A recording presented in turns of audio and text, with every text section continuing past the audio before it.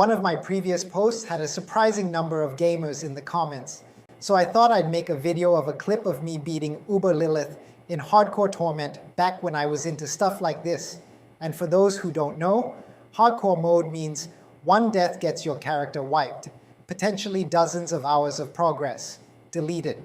The challenge was so ridiculous that when Blizzard first launched it, winning meant that you would get your name engraved on the Lilith statue at Blizzard.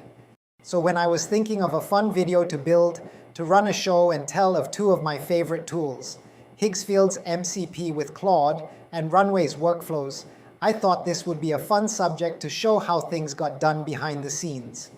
After the character reference images were prepared, the next step was to run Higgsfield's MCP inside Claude Cowork. While many would ask, why not just use the platform directly?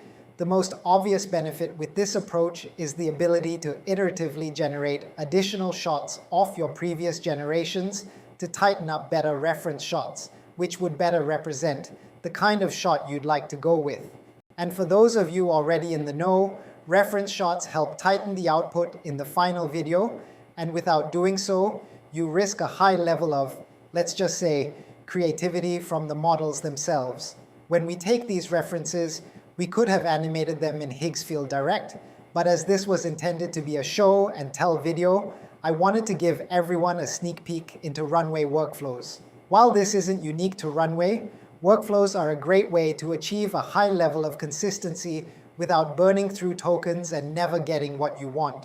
What reference images help you do is frame generation anchors into the generation, the before, after, and during shots that will help you get renders that you want.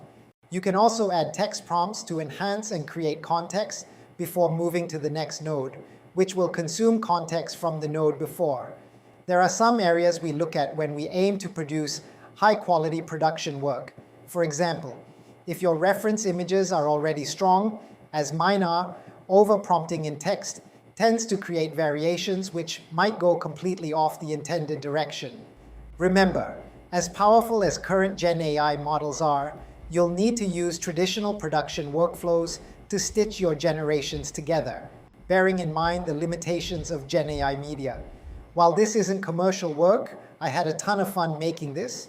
If it were, we'd spend a lot more time on consistency between shots and layer proper audio and sound design on top. It was a nice throwback to one of the hardest gaming challenges I've ever taken on. And honestly, piecing together an AI video stack to tell that story felt like its own kind of boss fight. Thank you for watching. And as with all things, get good.